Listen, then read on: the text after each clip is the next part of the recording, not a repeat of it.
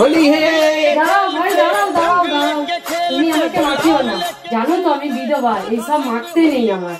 কেন, কি হয়েছে? সবাই মারছে, কোনো ব্যাপার নেই। আমি বিধবা মানুষ, আমার হাজবেন্ড মারা গেছে। শোনো, হাজবেন্ড যখন ছিল তখন হাজবেন্ড তোমার চাইতো না যে তুমি রঙিন জীবনটা উপভোগ করো, তুমি হাসি খুশি থাকো, ভালো থাকো, চাইতো কিনা বলো? আর তোমার কি এটা ইচ্ছা হয় না? তুমি ধরো এই বললে যে এটা মাখতে নেই, কিন্তু তোমার ভিতরে কি ইচ্ছেগুলো মরে গেছে? মরে যায়নি তো? ইচ্ছা করে তো যে জীবনটাকে সুন্দরভাবে উপভোগ করি, ভালো থাকি, সবাই আমাকে ভালোবাসুক। এই যে রংটা, এই লাল রংটা দেওয়া মানে কি জানো তো? তোমার জীবনে একটা মধুর একটা স্মৃতি হয়ে থাকবে, একটা ভালো লাগা। এর থেকেও তুমি কিন্তু অনেক বেশি ভালো থাকবে মনে প্রাণে।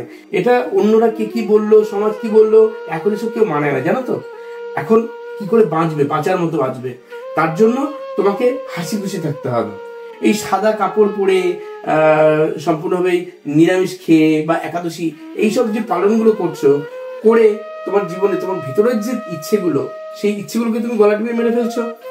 কিন্তু যদি তুমি সেগুলোকে ভুলে গিয়ে তোমার স্বামীর কথা ভাবছো, সে তো তোমার খুব ভালোবাসতো, তোমাকে সব সময় যত্ন করে রাখতো, তোমার যা চাইতে তাই নেই। তো এখন গয়নাও পরো না, তুমি দেখো হাতে পর্যন্ত একটা চুড়িও পরো না তুমি। তোমার এই যে জীবনটা, এই জীবনটাকে উপভোগ করার জন্য ঈশ্বর দিয়েছে।